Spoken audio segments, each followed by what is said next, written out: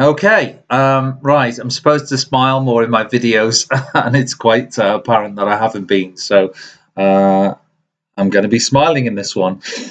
It's a subject that I wanted to cover because I think in previous videos I have covered it a little bit, but it's about your past or our past and how we could have handled things differently. I've said before I don't think you shouldn't really devote any energy towards past experiences, disagreements, relationships, just simply because you're just bonding yourself to the wounds of your past. And I don't think that's very helpful. I think what we can do is we can obviously learn from our past experiences and see if we can handle them differently going forward. So I've come up with a mnemonic. I think that is very easy to bring it to mind, and that's the J.A.M mnemonic. We all like jam, most of us do. And this basically, the J of J.A.M is thinking about a particular situation and applying a judgment to it. Now, being judgmental is something that I personally have tried to move away from. But in this analogy, I'm trying to sort of talk about the judgment of your position. So, are you a parent? Are you a teacher? Are you a team leader? Are you a spouse, girlfriend, boyfriend, wife, whatever?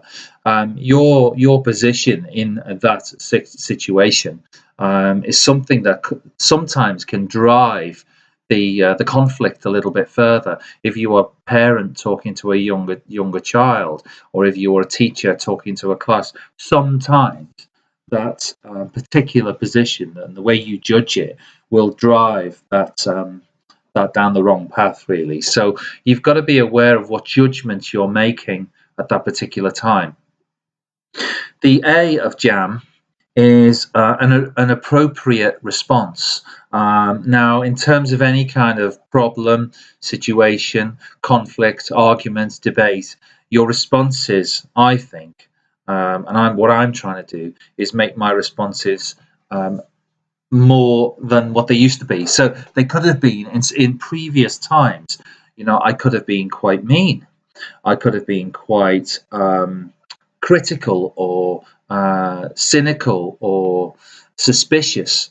And I think you've got to really judge what your response is going to be. And for me, in terms of conflict, particularly, I do follow the quote: "You have to be try." In any kind of conflict, it's better to be kind than to be right.